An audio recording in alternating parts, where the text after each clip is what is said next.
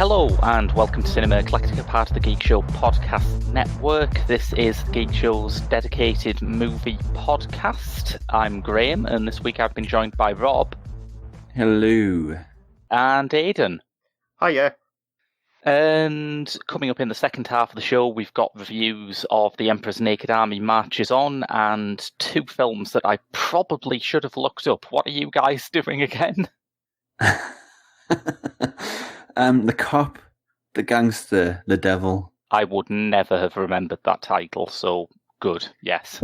Yeah, good luck with mine. Mine's The Far Country.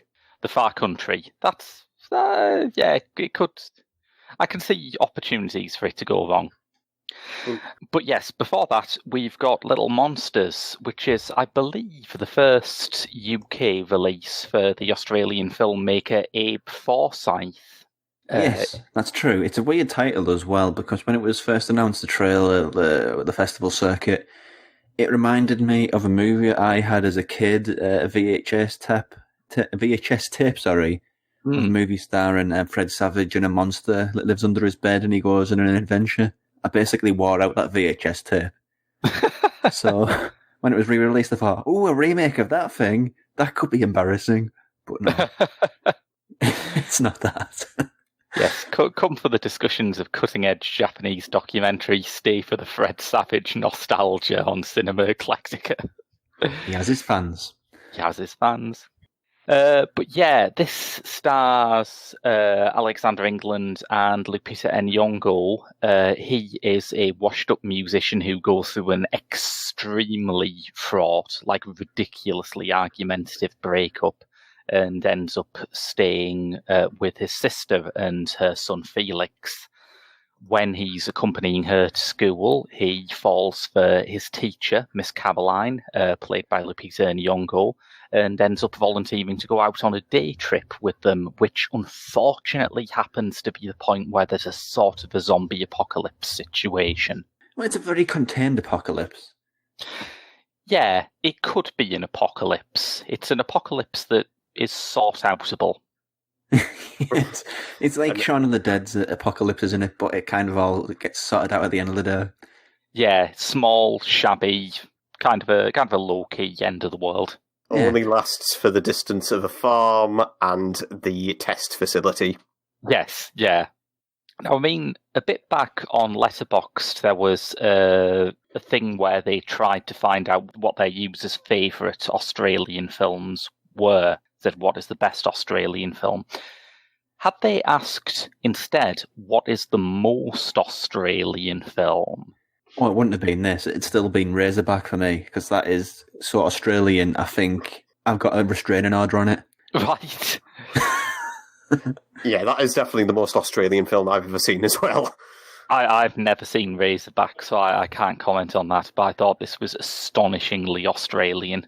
It is indeed. I didn't know it was Australian going into it, to be honest. Mm. And that was a pleasant surprise, really, because it gives it a bit of a little different voice than if this was just another American comedy horror zombie thing. Yeah, I think Australian humour has a bit more of a kick to it. You know, it's a bit nastier in a good way, usually. Yeah, we can draw a line from Australian humour to English humour. There's a lot in common there, but I'm not going to go into that because there's history and politics and all that involved there.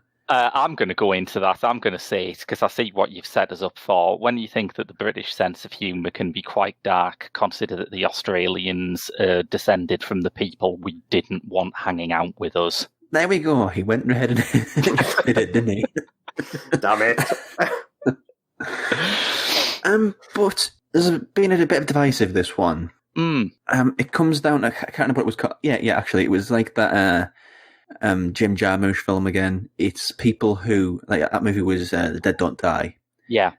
People who went into that expected a traditional zombie movie, a traditional zombie comedy, and what they got was a Jim Jarmusch movie that happened to have zombies in it.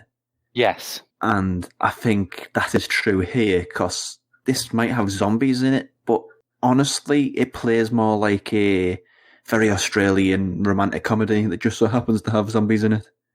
Yeah, I would agree.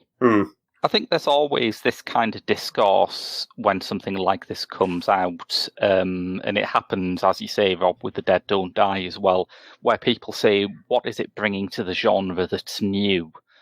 And I think if there is anything new to do with zombies, and there is a big question mark over that, right? It's probably not going to come in the form of a comedy. It's going to come in the form of a horror movie where you can actually set out some sort of new rules about the monsters and work out why they're scary again. I think if you approach these things as comedies, you're going to have a much better time with them. Yeah, there's a gag in this that reminds me of... It's not a very good movie, I admit, one it reminds me of, but Cockneys versus Zombies. Yeah. There's a gag in that where Richard Bryars, he's British institution, if you're listening from international waters. He's in his 80s at that point, or maybe even older. And the gag there was his mobility's not what it used to be, so he doesn't walk very fast. But the zombies are behind him, and they don't walk very fast. So they're kind of just keeping a level distance from each other, just walking. And there's a similar gag here, but with a sort of a motorized little tractor thing. Oh, yeah. It kind of uses that as a gag to say, yeah, these zombies are kind of useless, really. Yeah.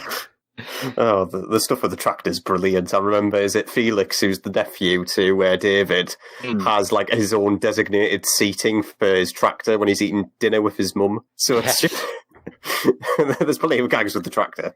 It's one of those things, I think, that it uses the fact that the situation is familiar to its advantage. I mean, the setup for the zombie material is basically there's a secret US military base and no, seriously, fill it in yourself. You can probably figure it out. Yeah, I mean, that's where like original zombie movies are. I mean, the most original zombie movie of this century thus far is Pontypool. And that's not because of what it does, it's because of how the infection spreads. Yeah. And like you were mentioning, there's nothing new or original for a zombie movie to do. So instead, I think it's much more original and refreshing to look at different styles of movies and different genres to tell different stories, but just have zombies as sort of a component of them. I honestly thought Warm Bodies wasn't bad, but the zombie faithful will, be calling for my head for making such a claim, but that's where I think this is at its most interesting. It uses zombies to do something else. Yes, yeah. What did you think of it, Aidan? Well, I really enjoyed it, per se. Simply because, I mean, I'm perfectly one of these people who is kind of sick to death of zombies in the modern market, really. Yeah. I'm just one of these people who doesn't really get a massive enjoyment out of The Walking Dead. Never really have done, and pretty much like everything else that's came out afterwards, it has to take like a girl with all the gifts, per se, to really pull me back in. And this, I think, gets by that problem nicely enough, I think, simply because you're also dealing with children as well. And that opens up some possibilities as well, because you can have them like interact with the undead, how they perceive it, and also that influences the humour as well. Yeah.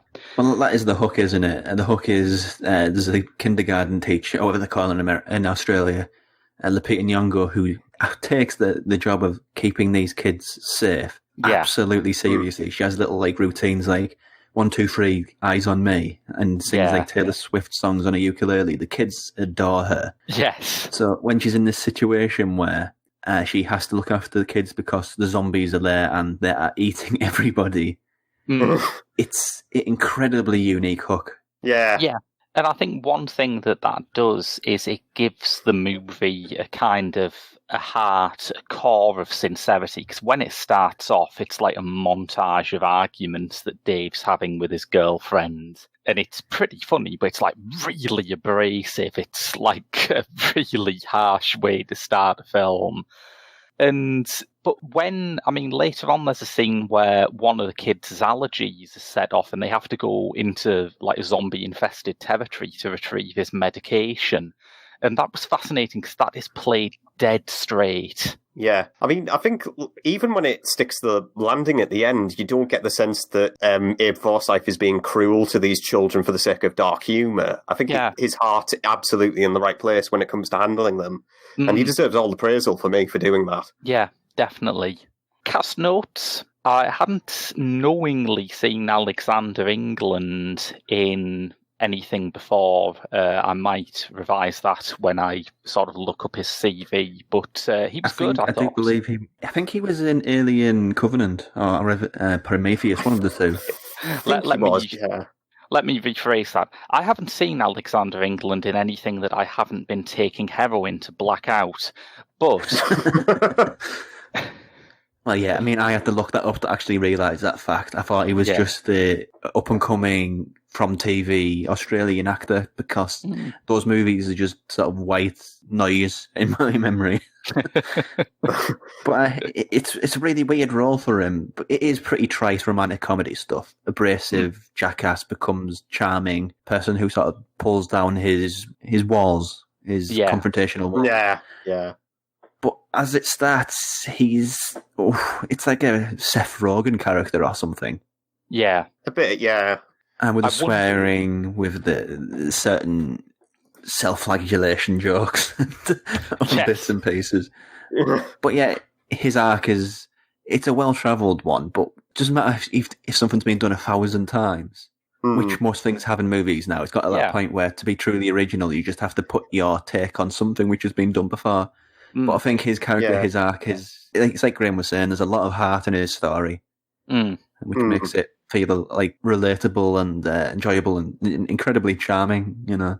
I feel like I would view it differently if it had come out like 5 years ago, where, as you say, that kind of Seth Rogen, Judd Apatow humour and character arcs were the only dish on the menu in film comedy. But I think there's just enough space now for me to appreciate them when they come at you as a surprise. Yeah, I mean, a lot of the humour doesn't come from him. It comes from the kids. The kids are great. Yeah. Absolutely little stars, all of them. Especially the little, how can I put this without being all microaggression-y? Let's just call him the fat kid. Yeah. Oh, yes. Yeah. There's no way around that. He wants to play mini golf all the time in the middle of it. He has some great moments, but also the real comedy heart of it, who is an absolute ass, is Josh Gad. Oh, man. Who is sort of like he's established as sort of a very beloved child entertainer who is popular around the world. And let's rephrase that appropriately. Josh Gad, yes, the voice of Olaf from Frozen. I think he does the Olaf voice when he's doing his performance as well. Yeah. But it goes under the skin of that character and turns him into a real scuzz. Yeah, oh God, he's astonishing. There must have been a point where Jake Gyllenhaal finished Okja and thought, yes, that will be the most unpleasant children's TV host anyone ever sees. And Josh Gad just took it as a challenge. It's completely against his type, really, isn't it? Well, he's got a sort of odd career because I didn't like him for a while. He seemed to be the guy that people cast when they couldn't get hold of Jonah Hill. But he has this extraordinary stage career. He was one of the original cast of The Book of Mormon, the Trey Parker and Matt Stone musical. He's hugely regarded, particularly in musical theatre. He just hasn't, apart from Frozen, I guess, he hasn't really had a film vehicle that's exploited that. And I think this gets pretty close. This feels like a good demonstration of the sort of range of stuff he can do when you turn him loose. I guess that also ties into his character arc, because he does reference being under, like, I think Al Pacino's wing, his character Terry McGiggles. So that might be a direct reference there. Yeah, but I mean, the most extraordinary thing Ace there has up its sleeve, obviously, is Nyong'o, isn't it? Oh, I mean, she's just one of those performances where you can't not fall in love with the character. Yeah. You can't really go into it like that. And any more sort of analytical level than that, you know, she's just an incredibly charming and likeable presence on screen when she's in a role like that. And how adaptable of a performer she is. She can go from... She's been like the queen of horror this year, by the way. Yeah. She can go from something in Us, raspy voice, menace, to an absolute sweetheart. I mean... The thing that I've learned about Lupita Nyong'o this year, which I've found really endearing, is just that she is a massive dork. She was in the Guardian Weekend's Q&A recently, and they have one question that is, what would your superpower be? And most people answer this by saying, I'd like to fly, or I'd like to be invisible, or something like that. Lupita Nyong'o said, I would like to be Lying Cat from Saga. Oh, she's brilliant. If you don't know what Saga is, it's a comic book series from Image. It's, I think, Brian K. Vaughan who wrote it. Brian K. Vaughan, yeah. It's basically, let's just call it Firefly, but with swearing and sex. And one of the characters has a cat. I think it's like a lynx or a jaguar or something, which accompanies one of the characters. And every time somebody says something that's not true, it just says lying every time. Yes. And the fact that she picked that out as something she wants to be is brilliant. She celebrated Halloween by just walking around a local fun fair in her red boiler suit from us and just staring at people. Yeah, she's brilliant. Yeah. She's amazing. I love her. Yeah, and she's so good in this. And as you say, it's an adaptable performance. She is a ray of sunshine at the start, but when she has to demonstrate some real backbone, and she does, it's plausible as something that character would do. You know, it's all about finding the right buttons for her. You believe that she would go to those extents for the kids that she looks after. Maybe not anything else in the world. Maybe not Dave at the start of the film, but definitely those kids. When it comes going to, I'm looping the Peter Nyong'o with the gore here. When you talk about zombie movies, these are one of these types of horror movies where it's all about the gore gags. Yeah. You look at Day of the Dead, and there's the bit where the guy gets pulled apart, where there's just basically a head left. It's disgusting. There's Reanimator, good gore gags. Oh yeah, you go through all sorts of stuff, good gore gags. But in this, it doesn't really have one. But I think it's a little bit more shrewd with the gore, because there's a scene when the Peter Nyong'o goes off to get one of the kids' medication. Yeah, it follows her for a little bit. She's got a little bit of blood on her, but when she gets back, she's absolutely covered in this stuff. Yeah. So it's not afraid to pull away when it's like it's good for a character's development, really. I mean, what happened in the gap between when we last saw her and when she returns? Yeah, it's funnier and it's more unsettling just watching her come back in this state, isn't it? It is, yeah. I mean, it lets you fill in the blanks. It's something, one of the major problems I have with zombie fiction zombie movies is they're very on the nose. Yeah. As far as sort of like what they're doing as a genre piece and what their subtext is. Never subtle. Yeah. It's apparently right. Apparently, Dawn of the Dead is about consumerism. You'd never guess it. It's really subtle.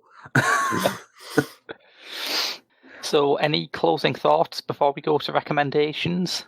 I just think it's a sizzler of a zombie comedy, really. I think, zombie romantic comedy, really.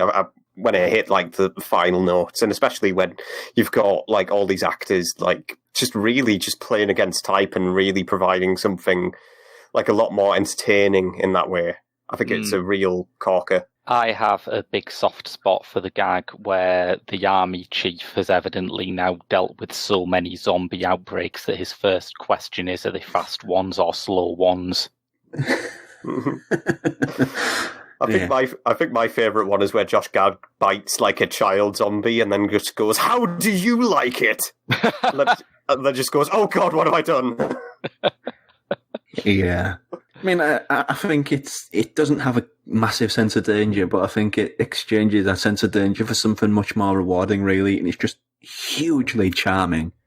Yeah. Which I think has more staying power than, is it going to kill off everybody, or what's the kill count? Stuff like this, which at the end of the day, you can get that in a million different zombie movies, and believe me, there is a million different zombie movies. The charming is better. Charming all the day, yeah. So, anything you'd watch alongside it? Well, I think the obvious one is Shaun of the Dead. Just, because that obviously established what British culture did for the zombie movie, as this is doing with Australian culture. Yeah. So, I think, that's a pretty hand-in-hand thing, really. I've got two. One which is almost the perfect double bill, both spiritually and tonally and all that.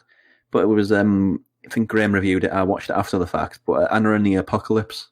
Ah, yes, of course. Yeah, you'd have to watch them two together because they're both super charming. Yeah. There's more sense of danger to Anna, but still super charming.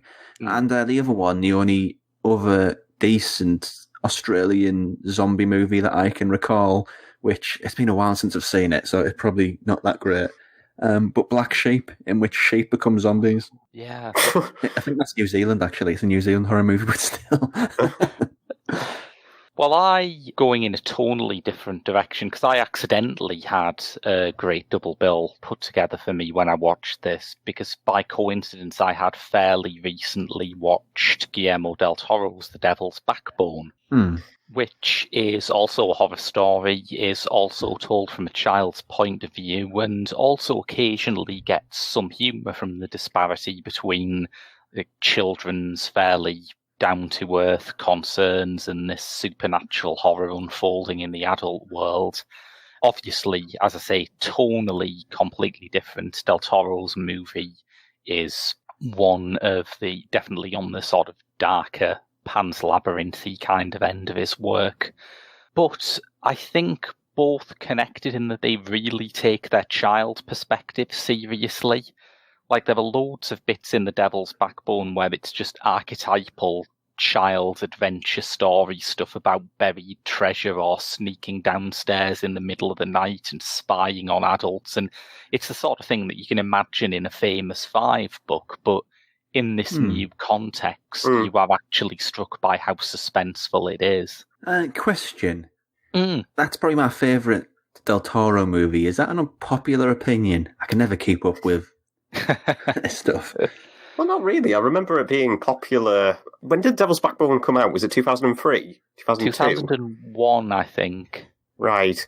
So I think this was at the time where Del Toro was establishing, how of a big creative talent he was. So, so I don't see it as an unpopular opinion at all, to be fair. I think it's not so much unpopular as it is something that's just slipped people's minds. Like, it was his third film, and it was the one that really made a lot of critics sit up and say, oh, hang on, this guy's something special. And everything from there on has just been such a roller coaster with him making huge blockbusters and Oscar-winning small independent films and foreign films and Hollywood films. And it's just worth going back and watching Devil's Backbone and saying, it's all locked into place as early as this. I can't pick a fault with it, really. It's genuinely his masterpiece as far as I'm concerned. Hi, here at The Geek Show, we're a voluntary organisation, so we really appreciate some money from our lovely listeners. And we don't just expect to take your money for free. Why not buy some of our lovely things in the Geek Shop? We have clothes and caps, which are also clothes, but they're different clothes to shirts, which is another item of clothes that we sell. Buy them all now. Consume endlessly. So, if you're enjoying what you're listening to, you can help us continue to make more of these podcasts by visiting our Patreon and donating at www.patreon.com/The Geek Show. We have recently revamped our rewards tiers, so it's well worth checking out. You can find our official site at thegeekshow.co.uk. We are on Facebook, just search for The Geek Show, and you can find us on Twitter, just look for TGS_The Geek Show. Hello, fellow Vault Hunters. I'm J. Michael Tatum, and you're listening to The Geek Show. So, yes, if you do go to thegeekshow.co.uk, you can find some of our written reviews. I'm currently working on a review of Wes Anderson's Moonrise Kingdom, out on Criterion, that should be available by the time this podcast comes up. You can also find links to our YouTube videos, including this week's Listomania, right, Rob? This month's it's a big edit, Graham. Of course, yeah, sorry. This week, I just went and did it again. This month, sorry, it's 6 rip-off movies that are actually pretty good.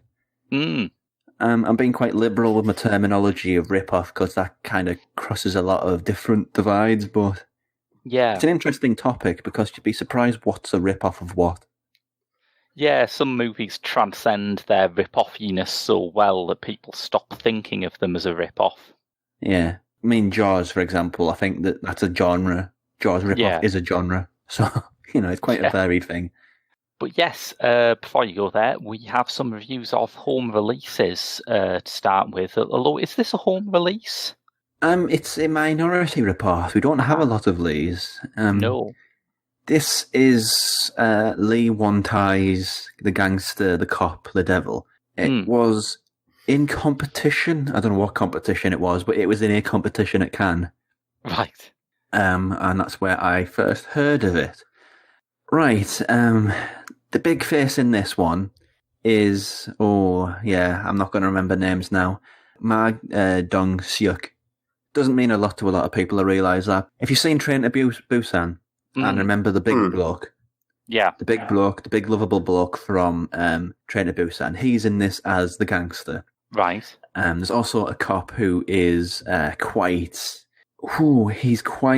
he's very good at being a cop, but his demeanour is quite confrontational. He'd be great in the 1970s sort of British crime drama. Right. So he doesn't sing the theme tune though. A bit the Sweeney, yeah. Yeah.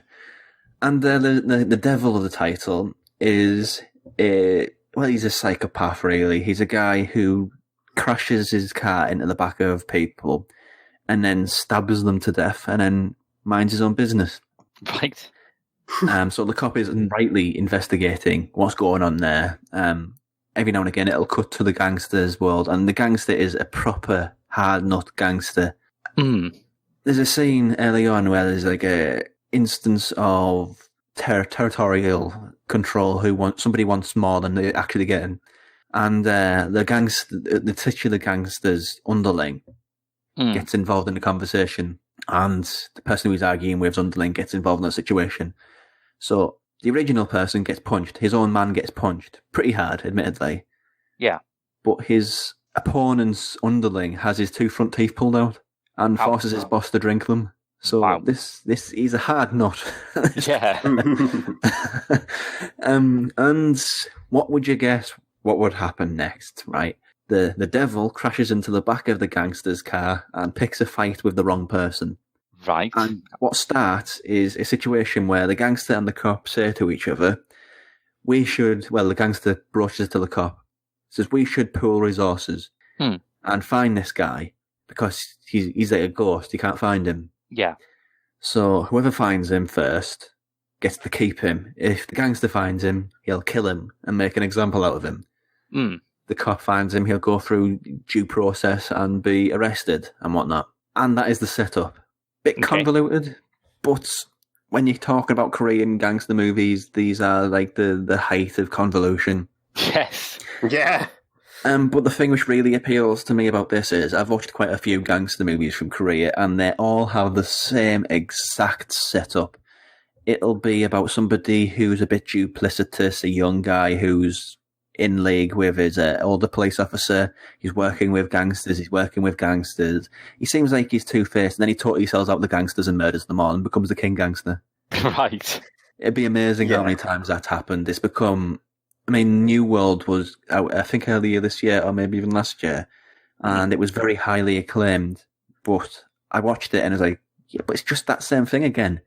Yeah. It's the same story.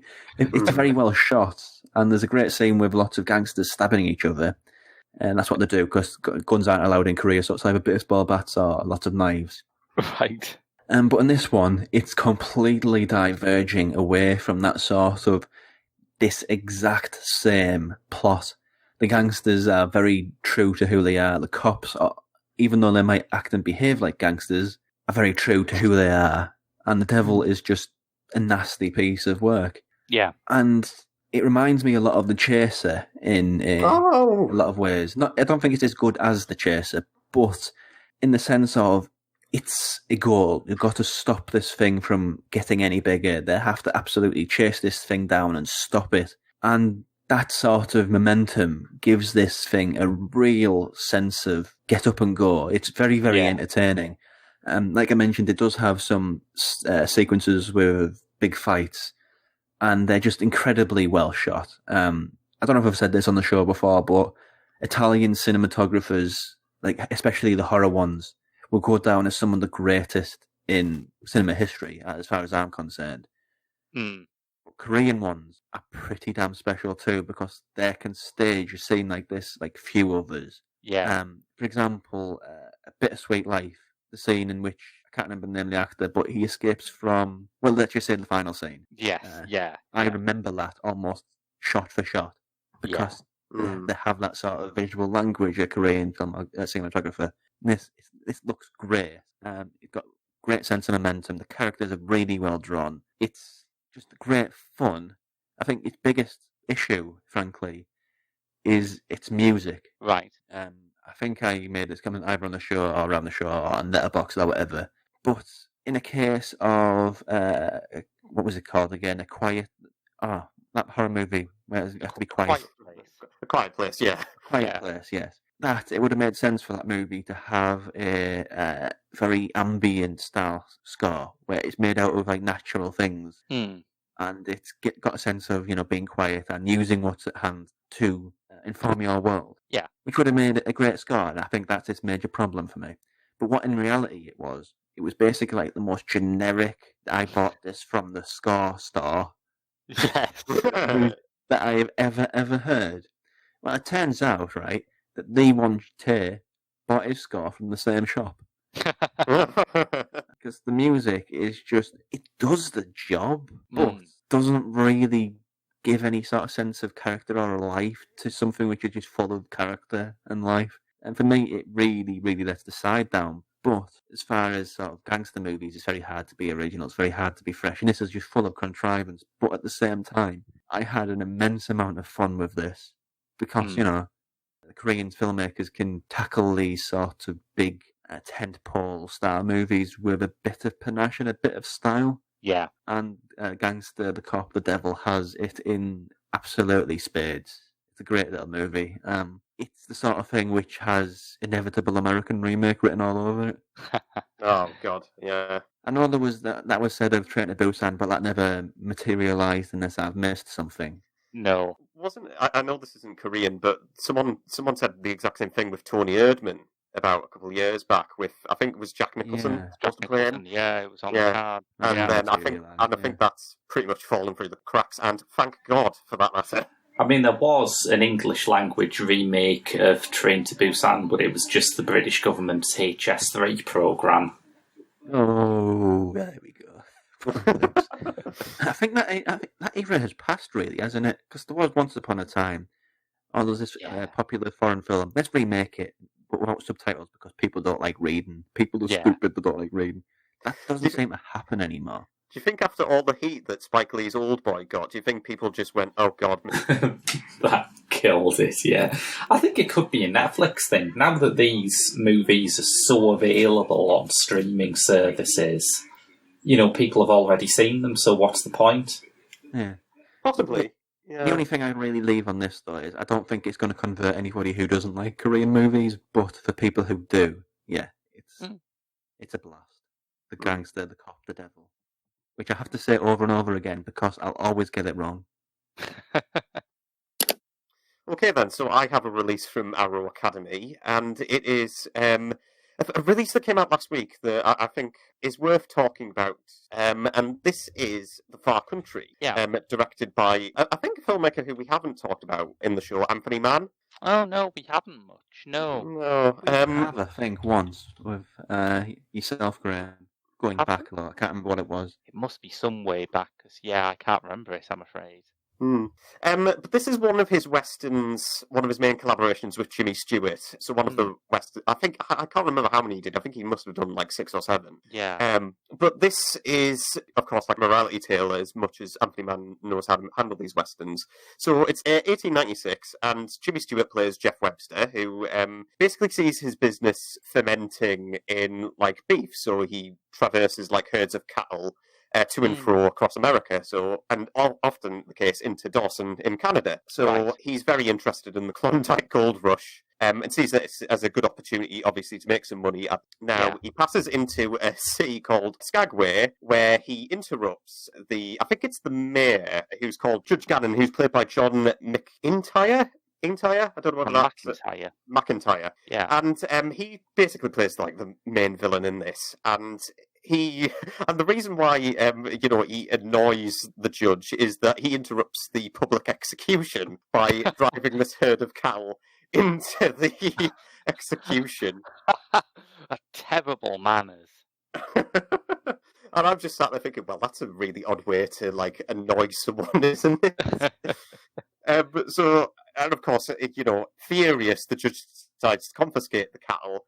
And lo and behold, Jeff decides to obviously head over to Dawson to because obviously the Klondike Gold Rush is massive expenses towards him, and how that will benefit him and his selfish needs. Mm. So, I mean, it's a bit of a hard one to describe because I think it can be a bit thin on plot when you describe the Far Country. And I'm going to throw my cards on the table that the Western of this era, particularly of the 1950s, is probably my least favourite decade of Westerns. Okay, yeah. And I don't know whether that's just because of me and, I'm just not quite as used to it as I'm with, spaghetti westerns or, revisionist westerns. But I think a lot of the problem is that half the time I find it quite indistinguishable from each other. I think that's fair enough. I mean, I do like 50s westerns, but you have to admit that at this stage they were on a production line. Yeah, and I do think that's predominantly my chief problem.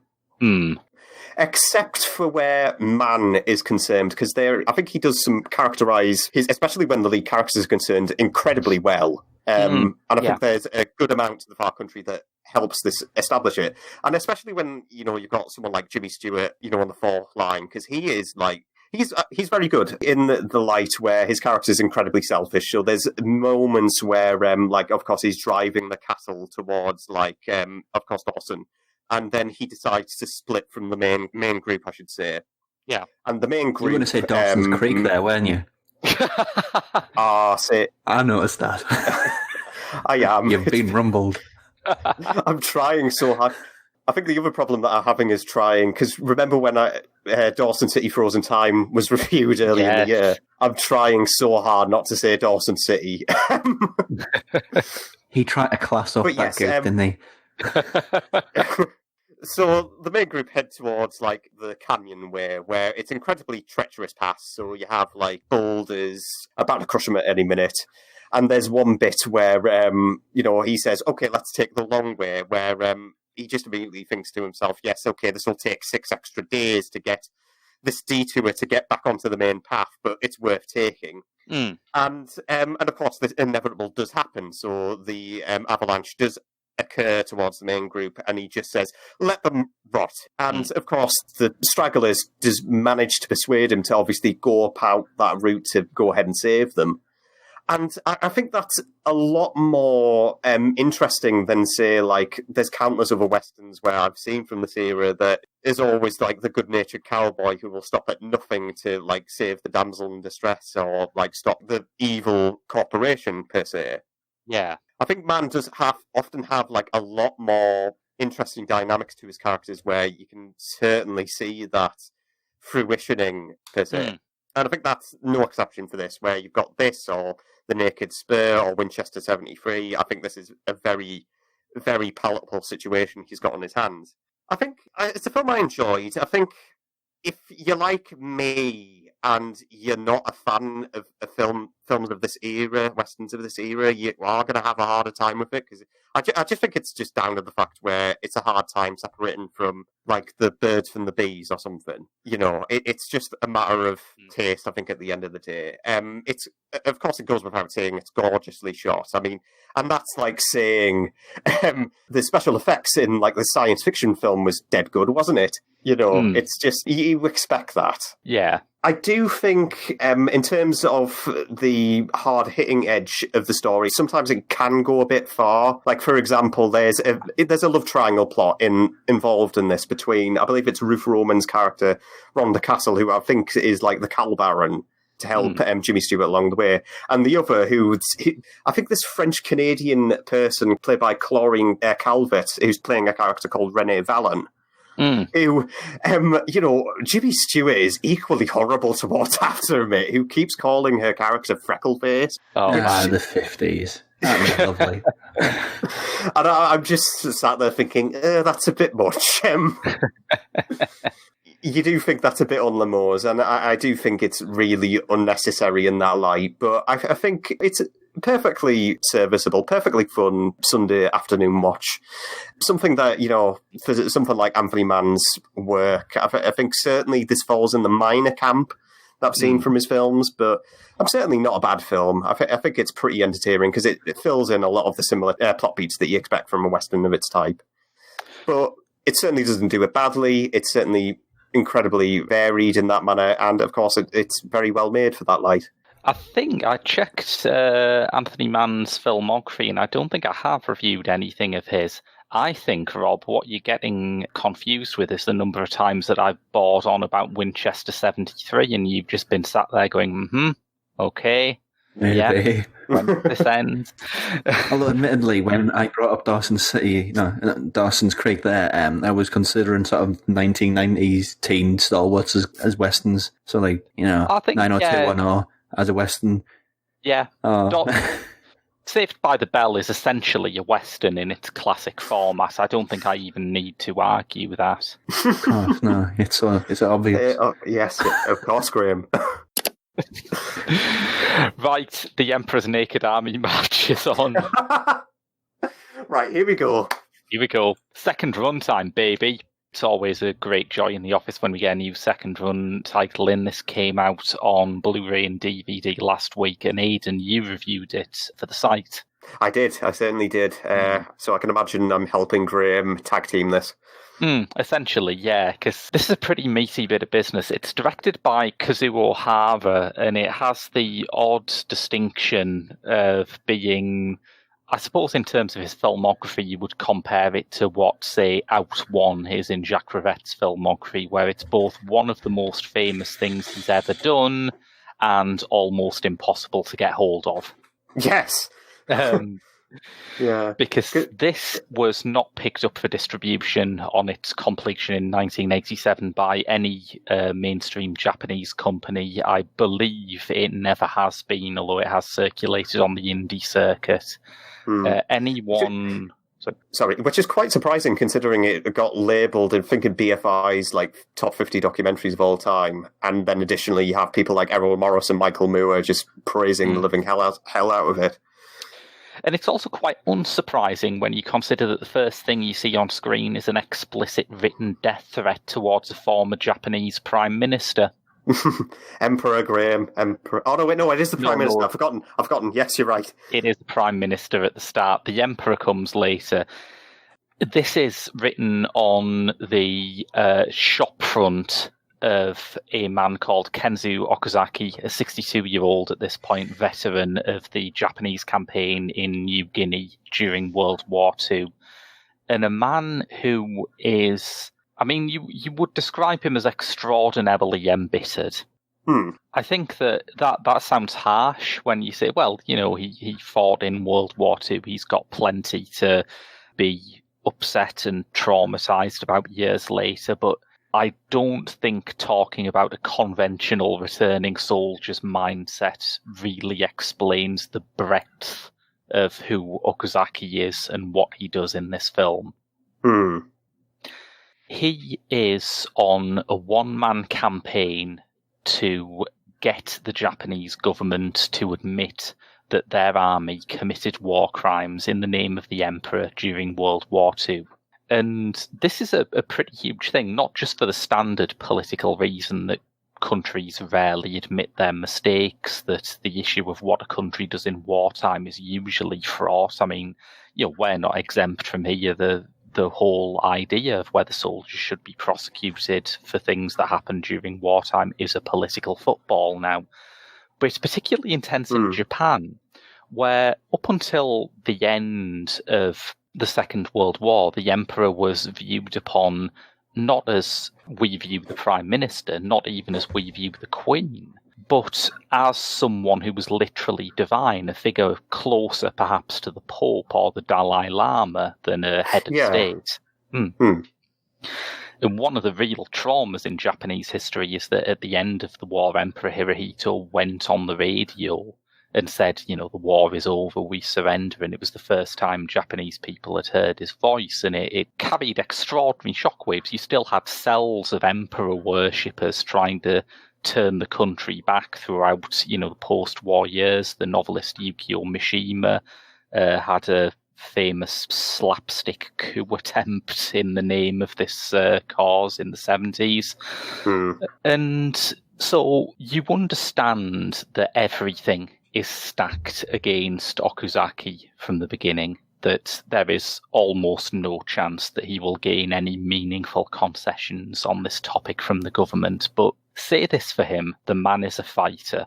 Literally, the man cannot stop fighting. The first time you see him beat up like one of his former superior officers in his home, you really know he means business. It's about half an hour in. He is going around interviewing his former sort of fellow soldiers in his battalion and trying to get them to admit to these things. And the first time you see him do one of these interviews, I think it's to a guy who's in a hospital bed, and he's leaning over him saying, I don't think you even have the rights to this hospital bed. I consider you abhorrent. And you think, the man's hospitalized, give him a break. Yeah. But then, as Aidan says, the bit where there's no turning back is when he finds his superior officer stonewalling so unbearable that he jumps up during the interview and starts strangling him. And when you watch this, there are so many thoughts occur, but one of the main ones is, what's Kazuo Hara doing? What is his position in this? Why is he standing back and just filming this? And asking that question, which I think Hara wants you to ask, is kind of the key to the rest of the film. Because early on, there's a scene where Okuzaki meets one of the widows of the soldiers, the very many soldiers who went missing during the New Guinea campaign.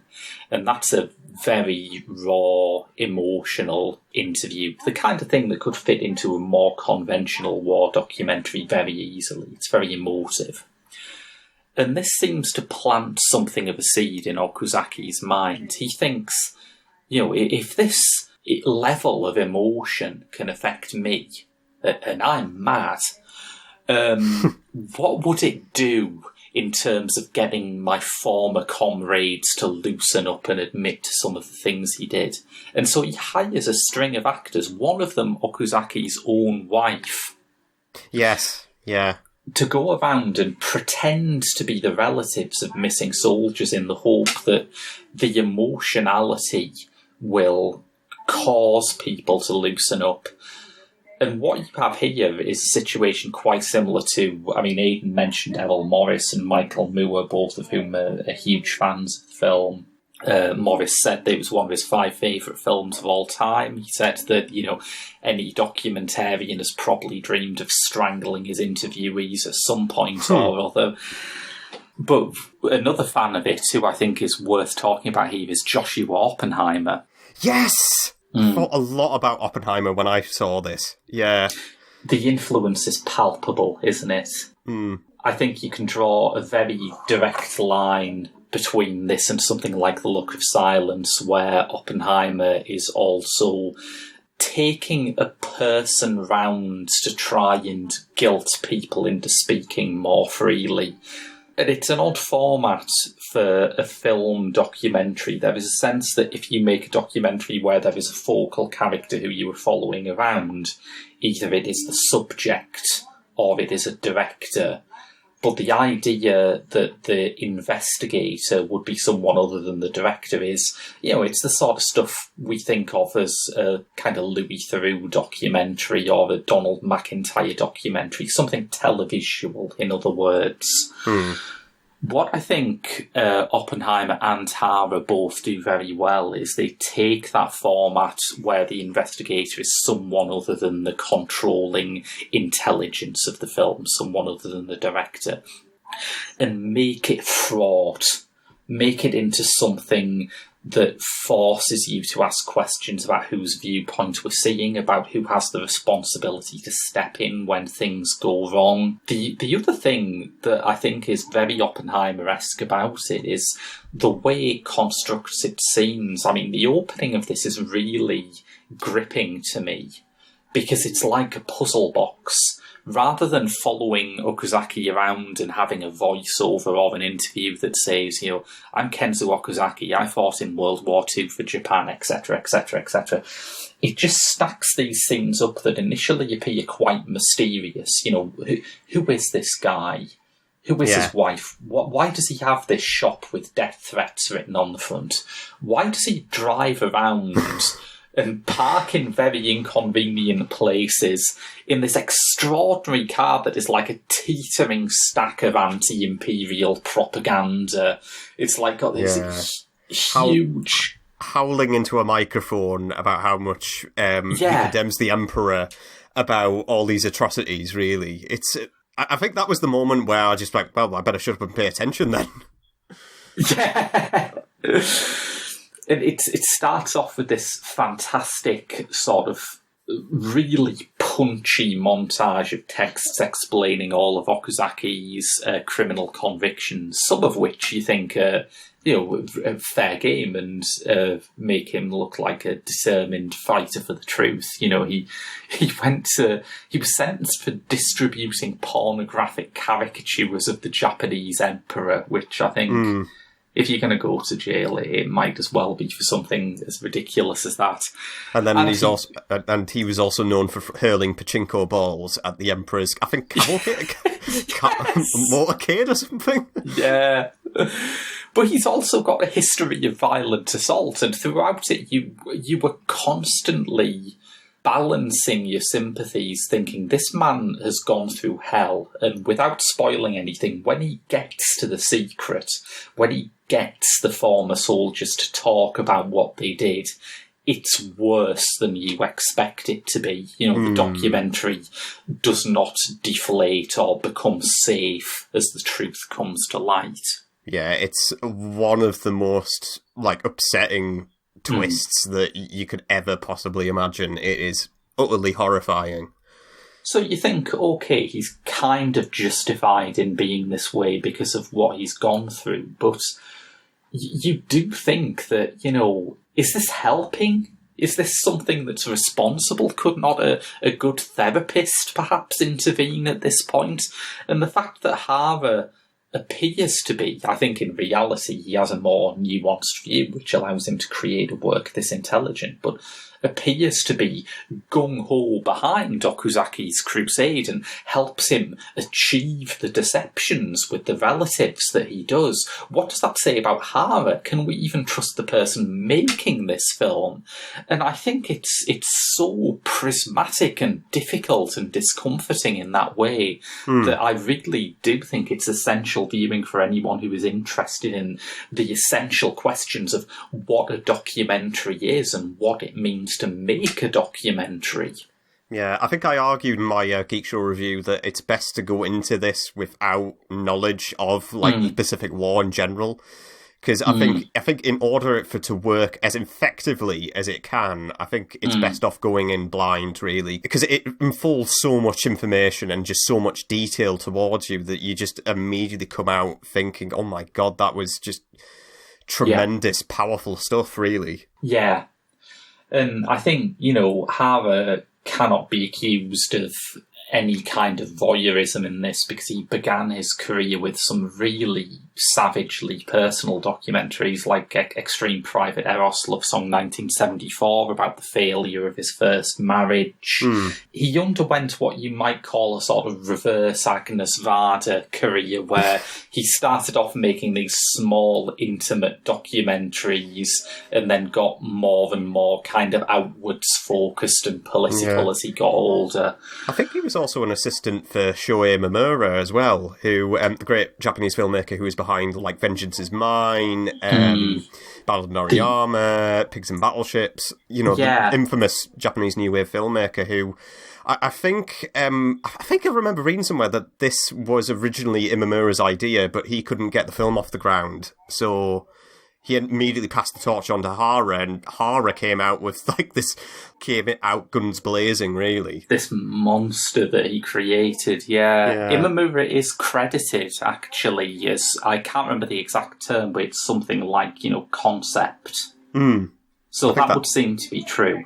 And it's true that after Profound Desires of the Gods, Imamura's big 3-hour epic tanked completely at the box office in, I think, 69.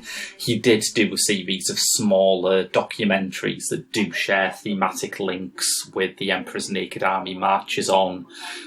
But there is something about, I think, the personal hazard of the Emperor's Naked Army marches on that is hard to really compare to any other documentary. It's not just that Hara is putting himself at risk, it's that he wants you to engage with it on a level where you should be asking, is Hara a good documentarian? Is Hara's method morally sound? Should Hara be indulging Okuzaki like this?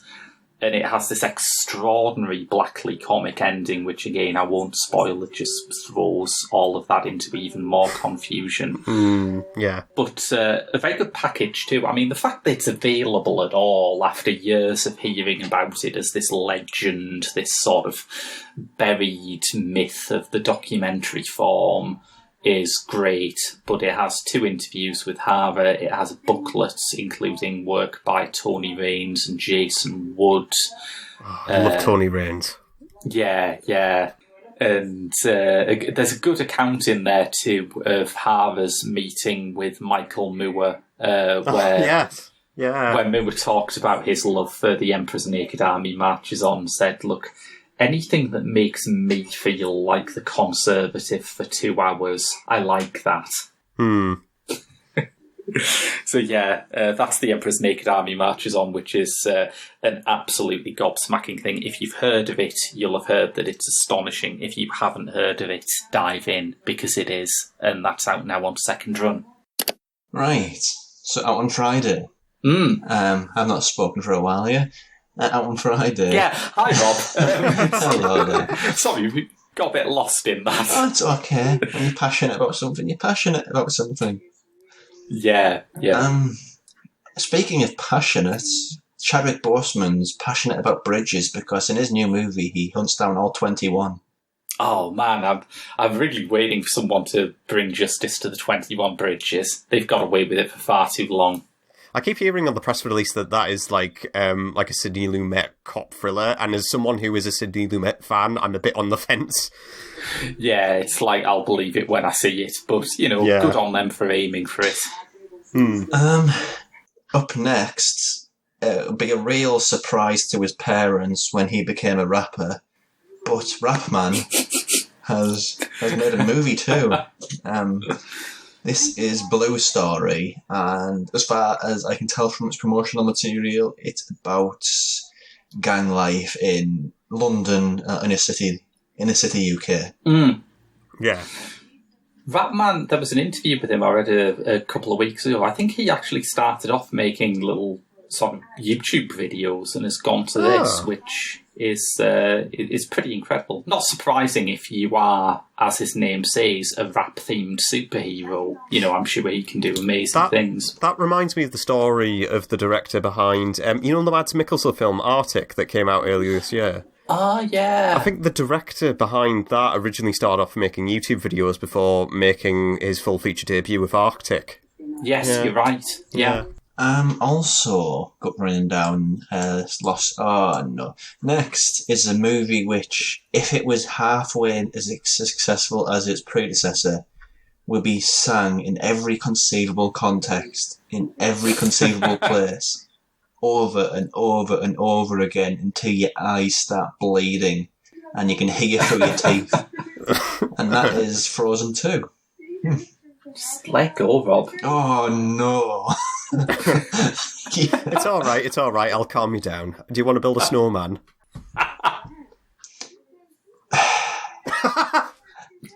Yeah, the Frozen 2.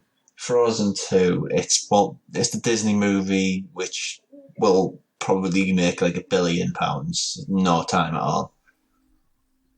It's not annoying at all. Coming out next, a bit of a smaller movie by comparison, but what isn't, is Greener Grass, which, from what I recall, it's one of the more successful things from the Sundance Labs this year, in which two soccer mums compete with each other. And it's quite white picket fence dark comedy from America. Okay. Which could be something, it could be nothing. Yeah, we've seen a fair few of those, but, sometimes they're pretty good. Yeah, I can't remember what the last one was released. It was called, it was pretty bad though, so I don't think I'd bother recalling what it was called. Also out in a major, a lot of screens, is a movie which Graham would be happy with one member of its cast, because it features Janelle Monáe. Nice. And it is Harriet, an all-black western from the promotional material. Oh, wow. Well, this is actually based on the story of Harriet Tubman, who founded the Underground Railroad, which took slaves away from their owners during I think just before the Civil War. So yeah, pretty meaty story. It's got Janelle Monáe in it. What's not to love? Also coming out, I'm bringing this up because I don't know what it is, but it's got a compelling title. I'm assuming Graham knows what it is. He has some sort of like wiretap to this weird stuff. But anyway, How Matters a Space in Time. Is he going to let me down and not know what this is? I'm going to let you down. I assume from the title that it's based on Edgar Wright's near endless German series Heimat, a Chronicle of Home, was it? Yeah. But is it Heimat in space? The franchise has gone on for so long that it's due its Moonraker moment, right? Yes. Out on... I hope it's got a theme song from Belinda Carlisle with a title like that. Well, it has to now, doesn't it? Yeah. Out from Netflix. I'm not sure what the animated output is like, but from what I've heard about this one, it seems to be one of the better releases of the year. But from Jeremy Claflin, I Lost My Body. Ah, yes, this looks fun. Yes, I'm not sure what it's about. It seems quite abstract and dreamscapey, but it has a great cast. I mean, the English dub has Alia Shawkat in it, and Dev Patel. Yay! Yeah. That's very nice. I did hear that a lot of people around Cannes were saying, have you seen the French cartoon about a sentient severed hand? Sold. Yeah. Coming out, I think it's the second movie she's been in this year, but Mia Wasikowska stars opposite Damon Herriman in Judy and Punch. I don't know whether this story is translated internationally, but Punch and Judy is as far and away like one of the big British institutions of like piers and seasides. You can't really get bigger. It's a way of getting children to accept domestic violence, as far as I can tell. Yeah, it's odd, isn't it? Really, it's horrible. I mean, it is rather horrible. Starring a favourite of Aidan's, if I remember correctly, Daniel Autier and the Belle Époque. The Belle Époque. Is this... I can't remember I remember seeing a trailer before the BFI festival, and I can't remember if he's... I don't know whether he's picking up, like, the seeds, like, where he's just disappeared for, like, the last 10 years, it's been feel like. But, I don't know. We haven't had a Daniel Auteuil film, at least to my mind, like, something that's interesting that he's done, like, at least 10 years. Great cast in this next one, despite, get rid of the main actress, and then, we'd have a great cast. But Naomi Watts, Clive Owens, George McCain, Tom Felton, and in the lead role, Daisy Ridley in Claire McCarthy's Ophelia. Ah, this is a sort of revisionist version of Hamlet, is it not? Really? I believe so, yeah. Okay. From the perspective of Ophelia, as the name suggests. I'm pretty sure that's correct. Moving down, we have Olivia Colman's new movie, alongside Jim Gaffigan, Thomas Mann, Alice Elgar, Englert, which is Them That Follow, by Britt Poland and Dan Madison Savage. Yeah, this has got kind of mixed reviews from film festivals, but, it's got Olivia Colman and it's about crazy cults, so what am I going to do? Not watch it or something? And last up, been a long, long time since I've seen this, so all I recall from it, it's got pinball in it, and it's a bit mad. This is Ken Russell. It's a bit mad because obviously it's directed by Ken Russell. What's he going to do? Make a normal movie? You make a normal movie. This is Tommy, his rock opera. Tommy. Yeah. Oh. I think that perfectly segues into what we're going to do next week as well. It really does, because our film of the week, on the one hand, is going to be Judy and Punch. We're very excited about this, and, it's got Mia Wasikowska, who we love. It's got Damon Herriman in a rare non-Charles Manson role. So, yeah, we're going to be reviewing that. But we are doing a special thing on the second half of the show to commemorate the re-release of Tommy. We are doing a rock movies special. Now, rock and roll has historically been the engine behind some of the most exciting, relevant, youthful films ever made. Also, some of the most insane and misguided films ever made. Sometimes you get Ken Russell to direct your rock movie and you get something that is both those things and everything. And sometimes, sometimes it's the 70s and you just put the Ramones in everything. Yeah, which, it's as good a route to success as any. So, to celebrate the extraordinary legacy of the rock movie and to celebrate the reissue of Tommy in particular, we're having a full-on not necessarily rock musicals, rock movies special next week on Cinema Eclectica. It doesn't have to be tied down to musicals, just films that feature rock and roll. So it can be documentaries, could be dramas, could be anything. So yes, until then, with Judy and Punch and our rock movies special, that's been your lot from Cinema Eclectica. I've been Graham. I've been Aidan. And I have been Rob. See you next week.